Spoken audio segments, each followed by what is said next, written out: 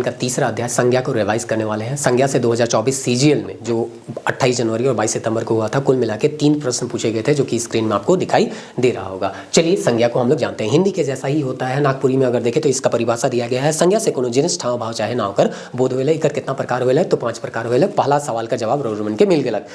पहला प्रकार है कि व्यक्तिवाचक संज्ञा, जेकर से कोनो एक ठो वस्तु चाहे व्यक्ति कर बोध होले से के व्यक्तिवाचक संज्ञा के तौर पे हमनी राखीला।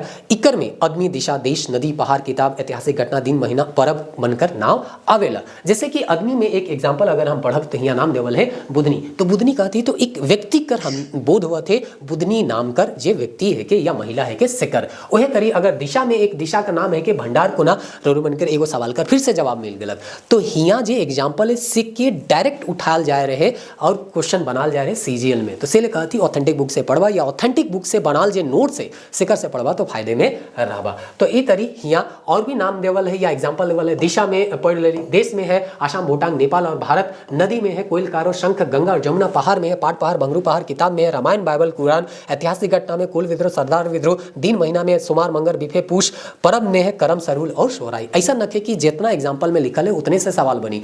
जब हमनी संज्ञा पढ़ब या पढ़ी तो समझ विकसित हो जाला कि विद्यार्थी में कि अगर यहाँ कोयल कारो के अलावे अमानत नदी मिली तो अमानत नदी भी केकर एग्जाम्पल हुई तो व्यक्तिवाचक कर। चला अब हमनी यहाँ दूसरा जे प्रकार है कि सिके देखिला जातिवाचक, जिसे धर्म में जाति होएला। तो जाति में एक मध्य कर या एक जिनिस कर व्यक्ति कर बोध होते। तो यहाँ व्यक्ति कर साथे साथे जिनिस या वस्तु कर भी का होती हमनी एग्जाम्पल के राइड होती। तो जोन शब्द से कोनो एक वर्ण या एक मध्य कर जिनिस या आदमी बनकर बोध हुएला से कि हमनी का कहिला जातिवाचक। जैसे हित नाता में एग्जाम्पल देवल है बहन या बाप। तो जब बहन कहती तो पर्टिकुलर केकर बहन सेकर बारे में पता नहीं चला कि बहन नाता कर जाता है सबका बोध होते। वही करिए अगर हम काम धंधा में काम मास्टर, बामन और मजदूर, तो मास्टर जो है कौन मास्टर सेकर बोध नहीं होते। पर्टिकुलर अगर नाम लेवल तो पता चल जाए।